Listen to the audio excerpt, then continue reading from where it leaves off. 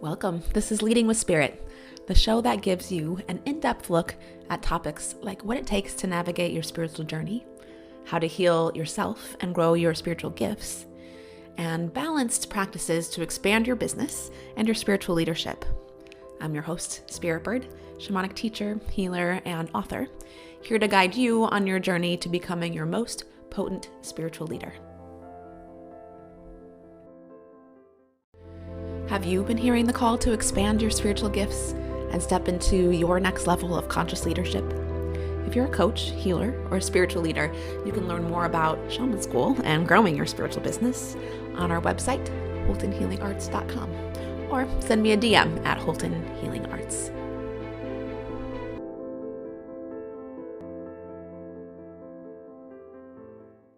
Are you curious about connecting with plant spirits? I'm so excited to introduce to you today Sara Artemisia. She's a plant wisdom teacher, a flower essence practitioner, a financial coach, and the host of the beautiful podcast, Plant Spirit Podcast. She helps wellness professionals and empaths deepen into intuitive gifts and collaboration with plant consciousness and heal their relationship with money. Hi, Sara. Welcome. Hi, so great to be here. Thank you. Yeah. Well, I'm going to start with the obvious question. I would love to hear about how your connection with plant spirits came to life for you. Yeah, thank you. This is a great question. And really, for me, I feel that the connection with plants it's always been present. And this I attribute to two main foundational core pieces that are so foundational to who I am. And so the first is that I was raised by hippie parents. And so the connection with plants, I actually, as a child, didn't even know that not everyone drank tinctures and, took herbal teas and, had a big garden of organic veggies growing. I just kind of thought, as we often do as children, that, oh, this is my life. And so this is just how it is, kind of a thing. So there was that piece. And then actually, there are really three pieces. The second piece is that I was raised Quaker, which if you're not familiar with Quakerism, the main foundational tenet of Quakerism is that everyone has an inner light. And so for me, the experience of connecting with plants, it was always really easy to see that all plants have an inner light. And just like all people have an inner light, the plants, however, the inner light is has always been a lot easier for me to connect with, because sometimes people can have a lot of crap layered on top of that, like different traumas and things that we've all experienced that sometimes we need to dig through a little bit to be able to access that in ourselves or in our connections with other people. So those two are foundational. The third thing, which I'm sure a lot of folks listening and watching today will also resonate with this, is that I always felt like I was really sensitive, could see things. Even as a very young child, I'd walk into a room of adults and I could tell that I was able to perceive things about them that maybe they weren't even able to perceive about their own selves.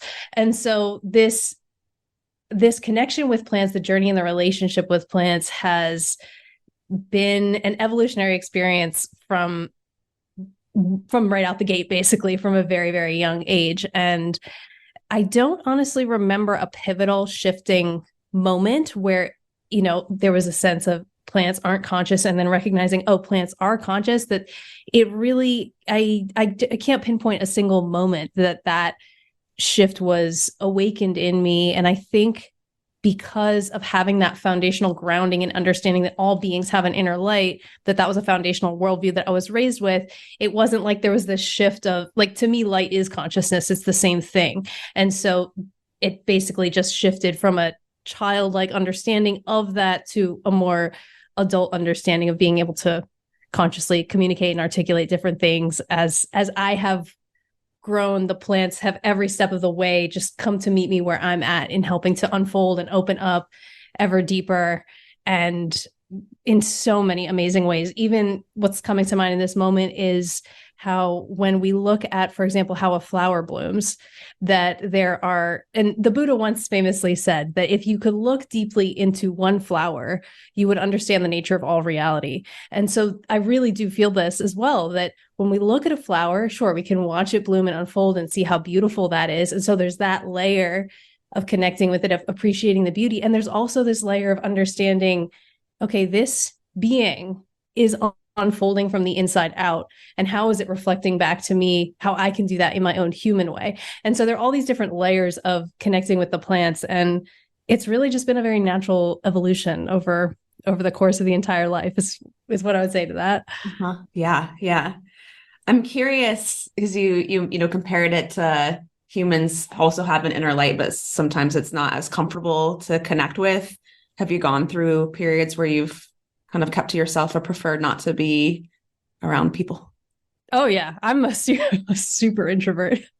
I mean, most of the time it's just me and the plants hanging out, to be totally honest, and I am just quite all right with that. Yeah, there have been many periods, and so that is one of the things that I feel like the plants really support in doing, is recognizing in this human experience there are shadows inherently. It's a part of the human experience, whether that is in the lived experience of this lifetime, or maybe it's ancestral, or maybe it's karmic past lifetime.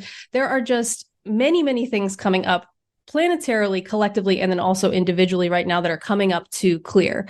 And these can be things that feel really dense, really uncomfortable, different traumas that we have, that have been done to us or that we've experienced, or just different things from the past, several thousand years, that it's now time for us to really release these things in the individual experience, in the collective consciousness as well. And what I found specifically with the plants that is so amazing is that in my experience, plants are really high vibrational, multidimensional healers. And so, yes, for example, there's this big rose bush sitting 3 feet in front of me right now. And so I'm looking at this rose bush. It's very three-dimensional in its form. It's got, these gorgeous roots, strong woody stems, thorns, beautiful flowers. And so it is beautiful in its three-dimensionality. And also, it is incredibly multidimensional in its existence as well, just like being human. And so in the experience of connecting with plants, what I've found is that they can meet us, and certainly in my own personal experience have found that they have met me and can meet us on any level, whatever level we are wanting support with, whether that's physical, mental, emotional, spiritual, they meet us there. And in times of distress, in times of grief, in times of depression, I have found that the plants are so present, that they really do this beautiful job of holding space. One of the ways that they do that so beautifully is by mirroring to us that life is cyclical in nature. We live in this society that tells us we need to be on all the time. We need to be maybe producing content or just being really extrovertedly yang in our energies. And yet that's not the way of nature. That what the plants have shown me is they show the interconnected web of life as a sphere, say a spherical flower of life, for example. And that humans, what we have done is created this illusion of separation that's kind of like a bubble coming out of the sphere. And so in the human experience, it's like we're pretending that we're separate from that. But in fact, we're not. That separation is just an illusion. And so when we connect with nature, with any forms of nature, and for me, because this is a life of being connected with the plants, it's through the plants that is my gateway of really understanding how to perceive what is really truly happening. That when we connect with these models of wholeness, which are so present in the realm of the plants, we can understand that it is in fact a part of life to be connected with all aspects of the cycle. So that includes the times that are the summers of life, and it includes the winters. And it's by experiencing the winters that we can have a more full summer. I think about just this year where I live in the Pacific Northwest, how we had a really intense winter this year. And as a result, we got a lot more rain. And as a result, the summer abundance was magnificent. And so it's really important to honor that when we're going through hard times in life, there's nothing wrong. And I think that that's a big illusion that we're being invited to really look at, that, what does it mean to be connected with all aspects of the cycle within ourselves, within society, that it's really important to do this, because an experience of exponential growth is not sustainable. It's just not. And so by connecting with the cycles of nature, we can understand how to better connect with the cycles of wholeness within ourselves, I find, because the mirrors that society is holding up to us continuously are mirrors of fragmentation. It's mirrors of disconnection and fragmentation. And when I think about, okay, how can I reconnect with a state of wholeness within myself? When I go and I either immerse myself in a natural environment where there are plants all around, or even if I just meditate with one plant, or say, for example, drink some tea and do a quiet meditation and just connect in with, okay, who is the essence of this plant? Who is the spirit of this plant? And notice what arises. It is so much easier for me to connect with that state of wholeness within myself. And so have been incredible guides for me with continuously coming back to the states of alignment, states of wholeness, that it's so amazing to have the experience of recognizing that we don't have to do that alone. That when we're in our times where we are feeling so alone and isolated and alienated and like no one in the world understands us, or for me, I know this is true for myself, when I've had those periods, if I go out and sit with the plants, there's just a feeling of softening, a feeling of being held that I experience. And it's very visceral. It's very somatic. I don't have to intellectually talk myself into some state of shifting. It's being immersed in the high vibrational healing that these incredible beings of nourishment and literally medicinal healing offer, which is just such an incredible gift. I'm so grateful for that forever. I mean, this is why I've dedicated my whole life's work to honoring them, because it is so powerful what they do. Mm-hmm, mm-hmm. I'm curious about so you've been working with them, your whole life. Was there a moment that you felt called to offer your work and share it with other people, or was that also a slow progression? This is a great question. So I am the kind of person where I go 150% into whatever I'm doing. And so I started feeling really strongly, really clearly in 2008 was the first time that I remember where it was so clear to me that a huge part of my life purpose in this lifetime is to help people and plant spirits connect. I just knew this so clearly in the core of my being.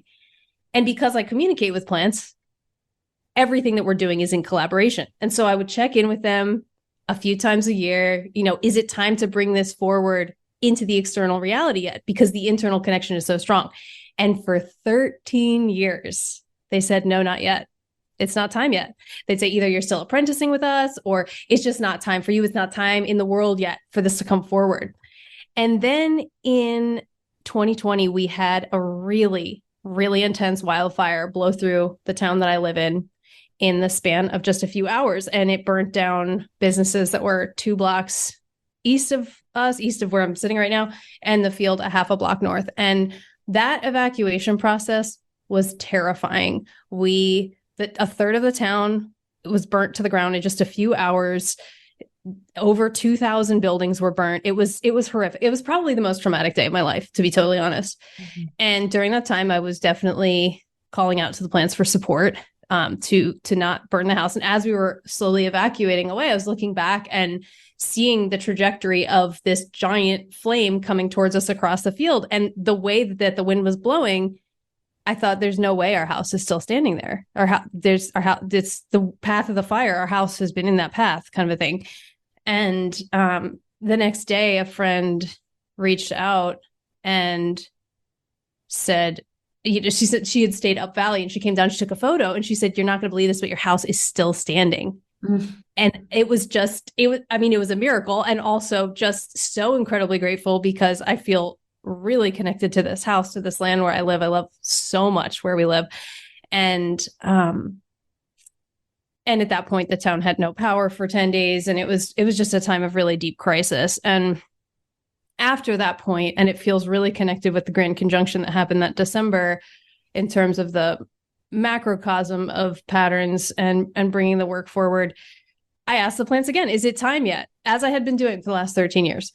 And they said, yes, it's time. So it's like, all right, I finally have their blessing. This is amazing.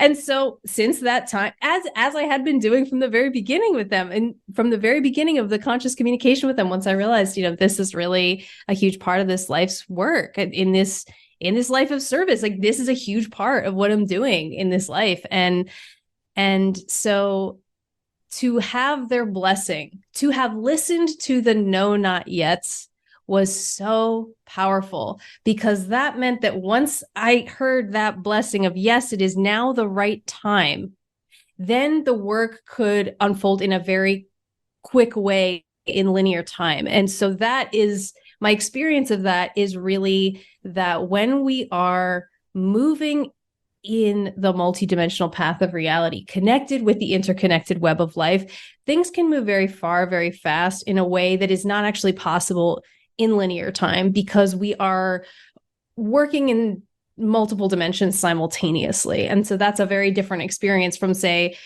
planning a goal in a linear fashion and, going step by step, which is very important. As you know, I love spreadsheets. So I totally appreciate that aspect of reality. Yeah. For me, it's a ton of Virgo. I'm a ton of Virgo on my chart. So I love the details. I love mapping it out. And like, that is great. So important to have that. So important to have that. And for those of us who are connected to these multiple layers of reality, it's also important to acknowledge that those are real layers of reality, that is in fact also simultaneously happening. And so when we work in collaboration with these multiple layers, yes, with the very three-dimensional, okay, let's make a map and stepping stones to get there. Yes, super important. And also there are allies and supports that we can be collaborating with who are traveling and working in a timeless dimension of reality that can be really supportive for things coming forward. And so with that, it's so important to understand when we have something that we feel is our calling. It's so, we know it to our core. It's so deep. It's so true that there's this question of, okay, is the content of the thing aligned? In this case, with me working with plant spirits, the answer to that, absolutely 100% yes. It's so clear the content of that is aligned. But then this next question of, is the timing aligned? And when both are working together, that is when the magic can unfold really quickly in linear time. And also it just is a state of flow that happens organically out of that when we really honor that, when we honor, okay, right content, right timing, that when both are working together, it's a completely magical experience and things can happen things have happened that I didn't even think would ever be possible in this life as a result of really two things: listening to that and then honoring it. That's those, and that is not always easy. It's not, first there's the listening piece of, okay, what's actually happening here, tuning in the inner knowing. What does the inner guidance actually say? And then secondarily, honoring that, which can be so challenging because sometimes it's a really difficult thing to do. It requires learning an entirely new skill set or, just many other things that could be challenging. But when we know that we're doing that in collaboration with these unseen realms, with these benevolent unseen realms, it just is amazing what can happen that unfolds out of that. I'm so glad you brought out that teaching. I think it's something that gets skipped over a lot of, you can talk and you can ask, but you also have to listen. That is a big part of how this all works. And if you want the magic to happen and honoring. Yeah. Yeah. What were some of the bumps in the road for you as far as, because it sounds like you were pretty clear and pretty confident that you were ready. Were there any particular places that you found to be challenging in bringing your work forward?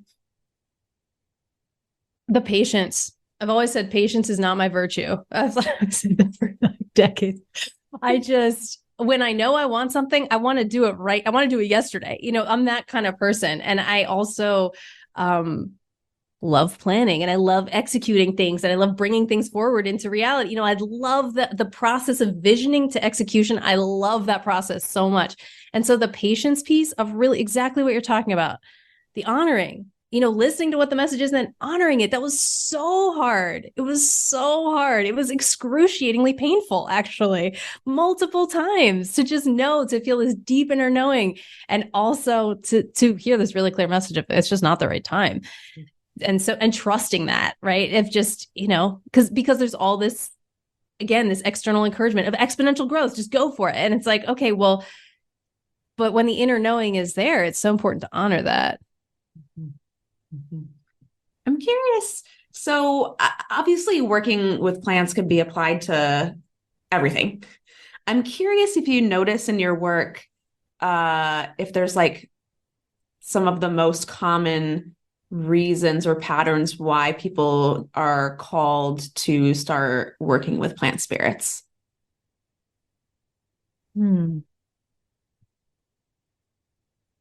That's a great question.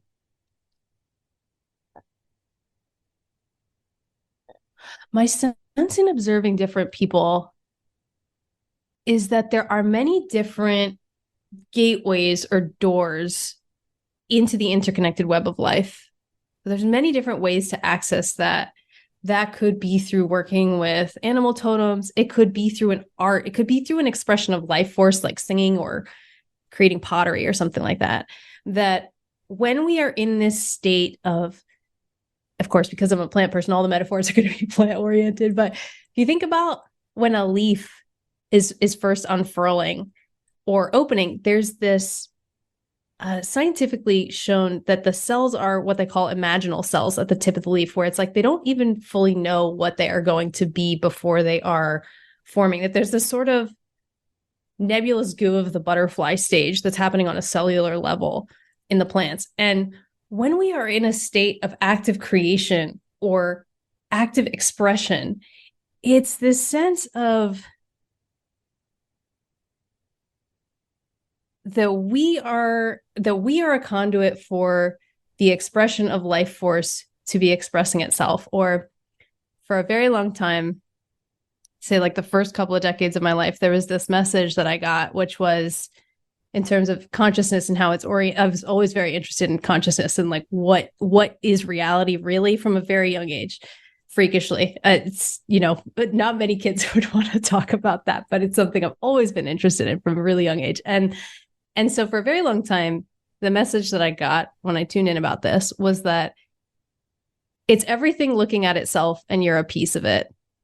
And that evolved later as the work with the plants deepened, that evolved into this expression or mantra or phrase that it's everything communicating with itself and you're a piece of it.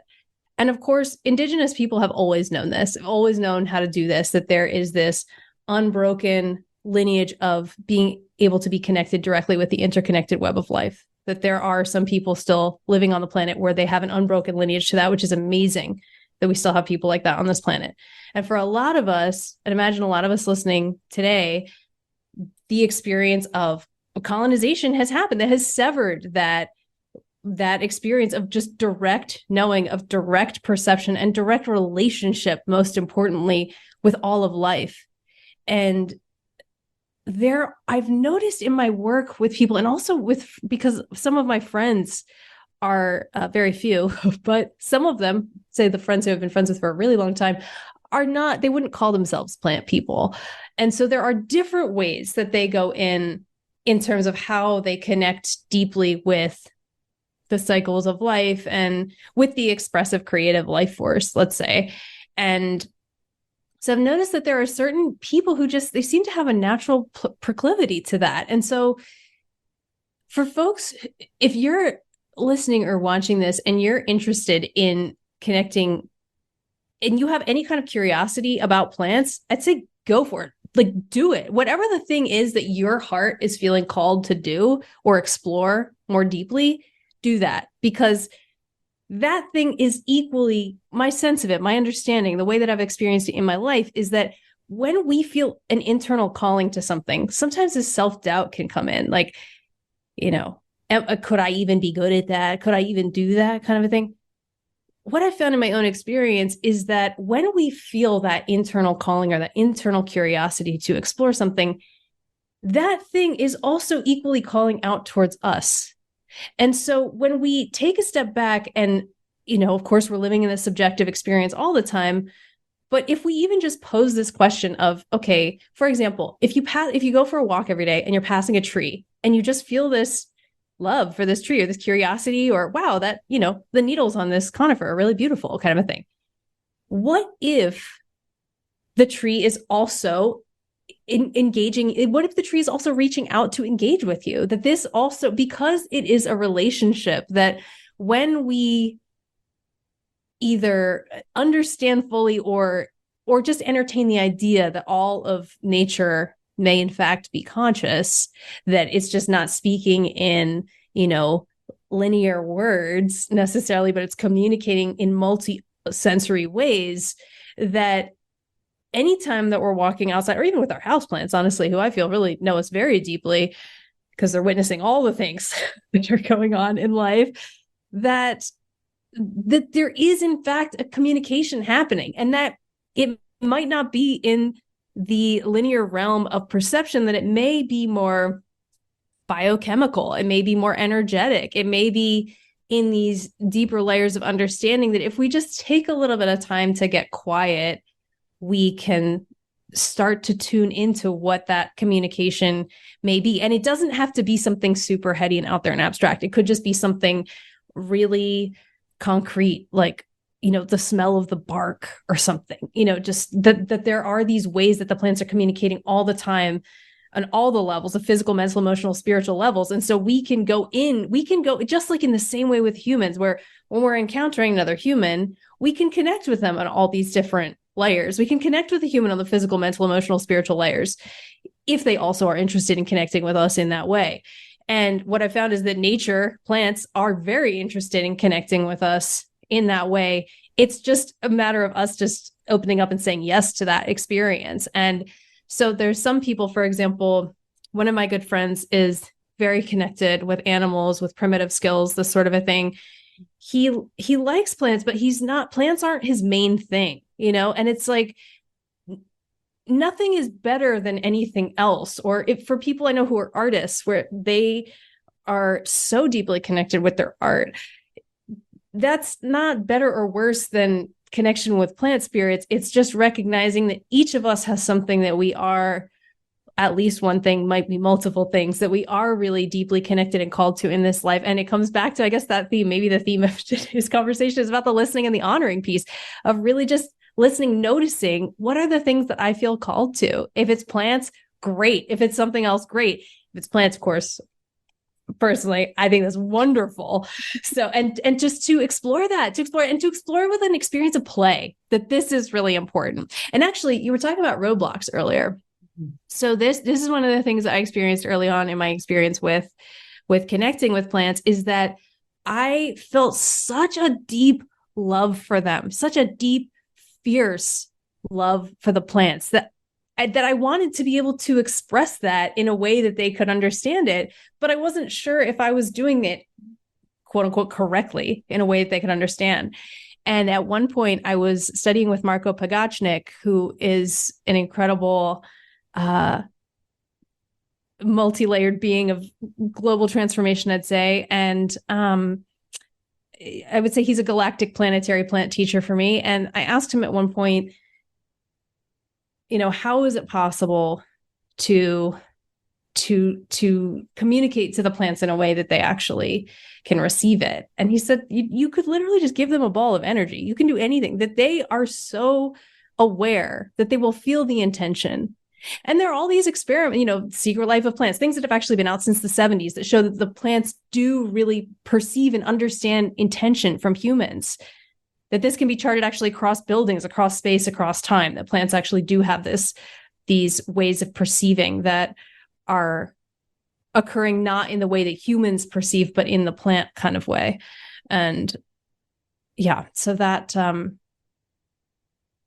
I think the most important thing is to really follow what we love, follow what brings us joy, that is really the most important thing. And if that's working with plants, if that's sitting in the garden, if that's, witnessing the birds, whatever that is, just do it. There's a sense that I get, or there's no time to waste, do what brings you joy. Mm-hmm. Yeah, plants as just one of the doorways to explore or understand our natural cycles and our multidimensional nature is brilliant.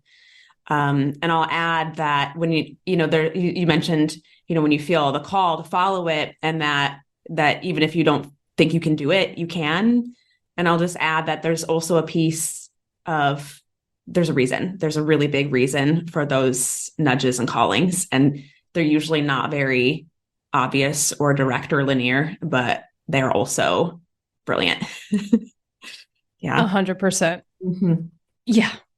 100%. So yeah. And anything that you're feeling called to explore more deeply in this life, there is a reason that you are feeling. These things don't just come up in a vacuum. They're not just appearing for no reason. It's because you have a connection with this thing innately. And so it's more about, and I think we were talking a little bit about this before we even started this conversation today, that it's more about remembering. It's more about uncovering what is already inherently there rather than achieving something new necessarily. And I think that's been really, really helpful for me in the lifelong journey with plants of really recognizing that it's not about getting somewhere. It's not about achieving anything new. It's about really listening to what's already happening. I'm not going to ask you a bunch of questions about how to deepen your work with plant consciousness because you're offering a free workshop on how to connect with plant consciousness. And so if you want the link to that, that'll be in the show notes. So I just want to make sure for the listeners that you don't miss that because that's going to be amazing. I am curious, we were chatting a little bit about this. So I love that you have two kind of very distinct bodies of work. So you also teach about you're a financial coach too. And I want to say first, I love this piece because, well, one, I have lots of interests myself.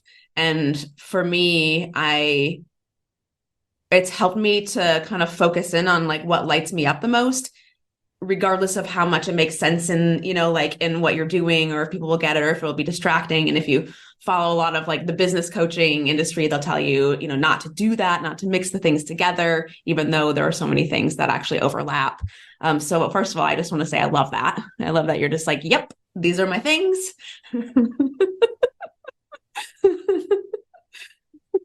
Can you share a little bit about that work for us?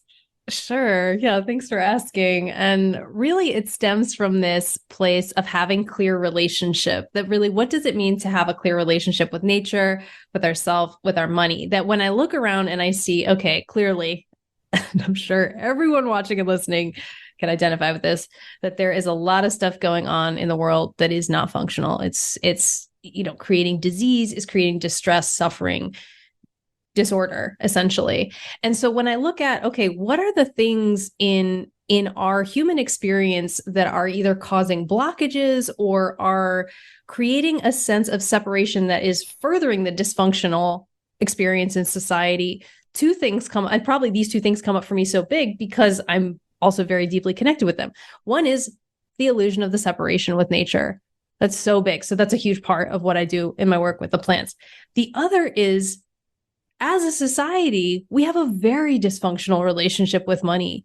And so for folks who are really oriented towards healing or towards helping the world become a better place, what I've noticed is that when we bring money in alignment with that, then money becomes a tool for healing. Money becomes a tool for transformational healing. And so in the work with money coaching, I help people look at, we go through the emotional, the subconscious, the ancestral lineage layers. We go through the energetic layers, and then we look at the practical pieces of, savings plans, paying down debt, retirement planning, whatever, shifting from working a W-2 job to, launching out into an entrepreneurial venture from a financial standpoint. Because what I found is that if we go directly to the practical physical stuff, which, like I said, have a lot of Virgo in my chart. I love that stuff. But if we go right there, for folks who are really empathic, sensitive, feel intuitively connected to these deeper layers of themselves, that's not going to stick long term. And so it's really important to do this inner energetic clearing. A lot of things are coming up to clear in this lifetime. So to really look at that through the lens of money,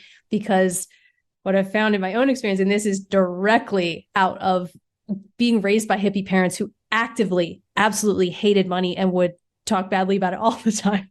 And so as a young adult, I then had this giant epiphany where I realized that there was an epiphany moment with that. And that was unlike the plants, which has been a gradual progression, but with the money piece, when my husband and I were down in Baja with our Vita bus that broke down several times. And then we rolled into a gas station in Arizona on our way back up.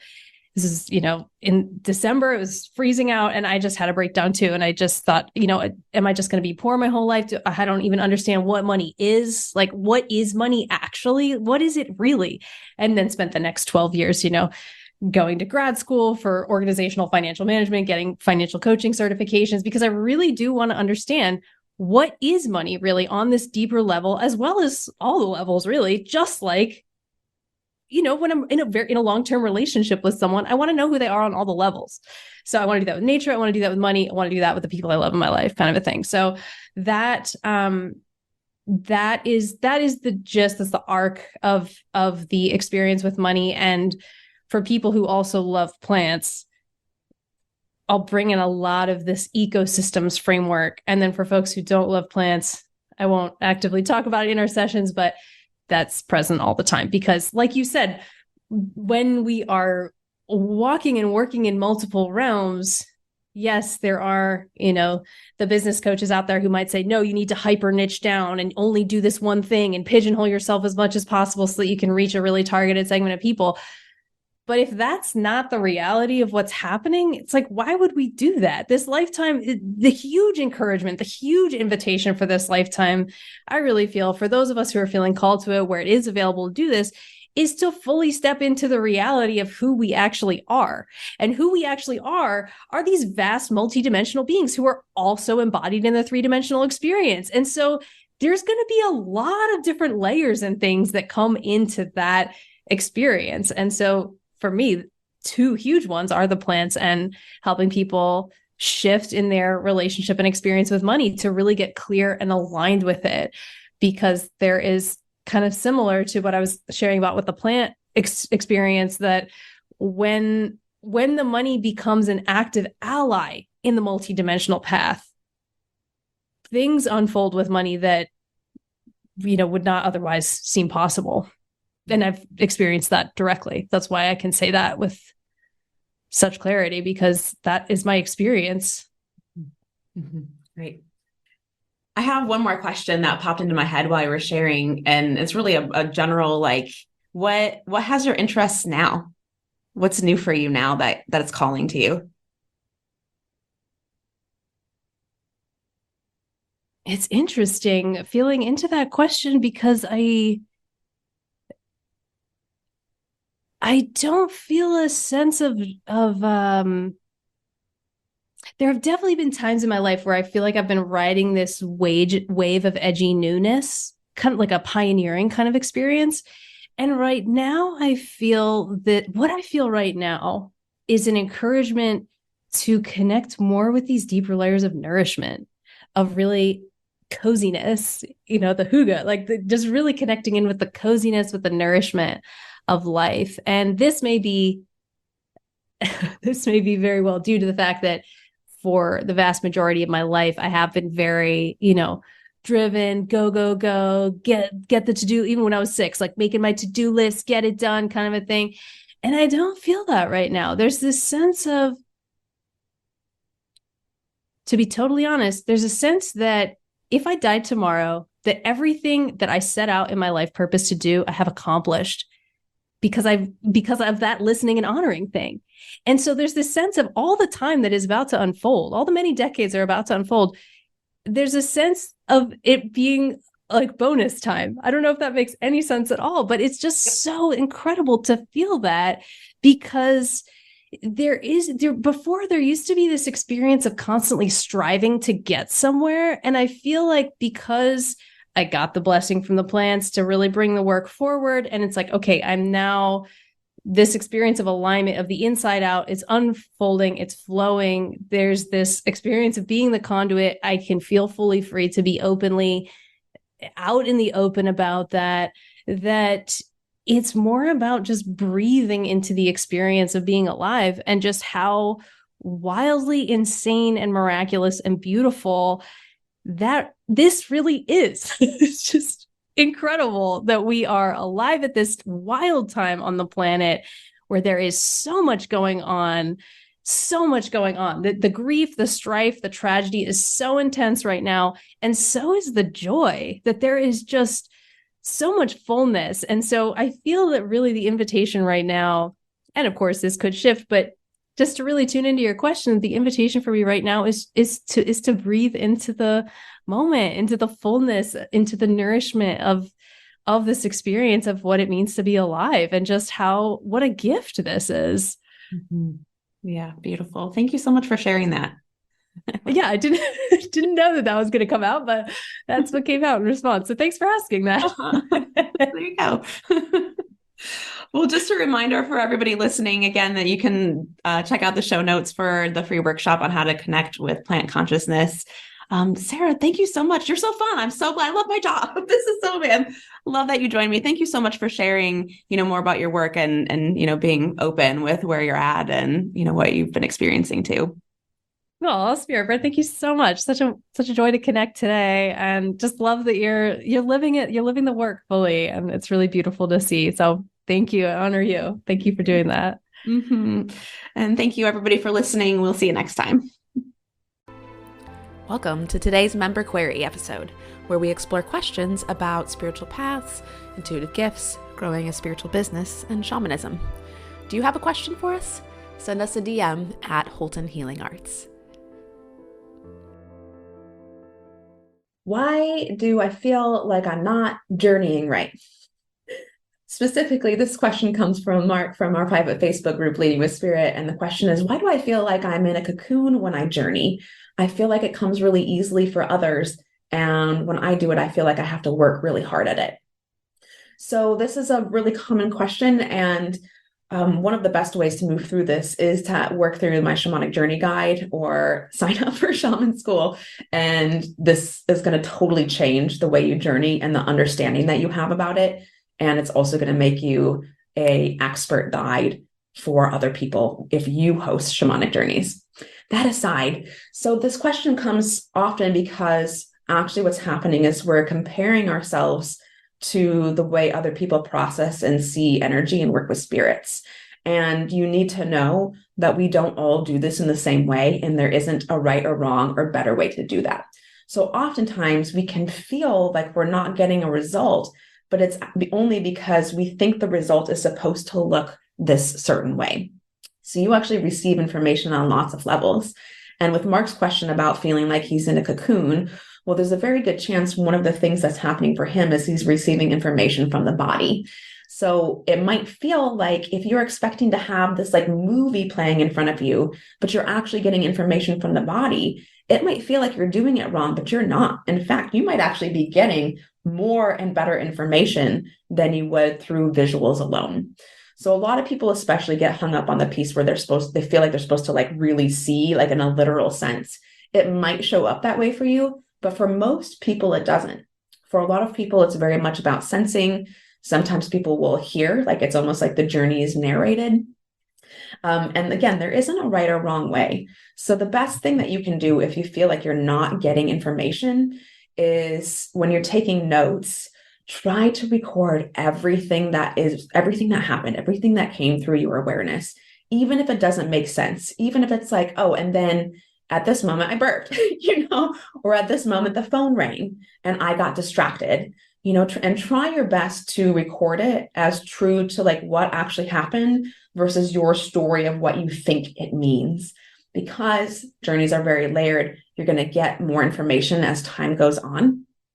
And oftentimes people will come to me and say, nothing happened. And when we actually dive into their experience, it was filled with things that happened and filled with really magical things. And it was just their expectations of what they thought it was supposed to look like that made it different that made them believe that they were doing it wrong. And then lastly, if you have the opportunity, sharing part of your journey with someone else that is available for this kind of work, not to prove that something happened, but just to share, can also really help you, because oftentimes other people hold information for you that can unlock some of the messages and meanings that are in journey. So journeys are meant to be shared with each other to help add to the collective field so we all can get information from each other. I hope that helps. And of course, if you have specific questions about journeys that you go on or how to journey, you're welcome to join the Leading with Spirit Facebook group and ask them there. I am there and I'm pretty accessible. So I'm happy to look at that with you and help coach you through some of those rough spots. Thanks so much for joining me. I hope you enjoyed this episode of Leading with Spirit. If you did, please share the link for this episode with your biggest takeaway, tagging me at Holton Healing Arts. It would also support me if you subscribed and left a rating and review of the show so we can support more people living their highest purpose. Until next time, journey on.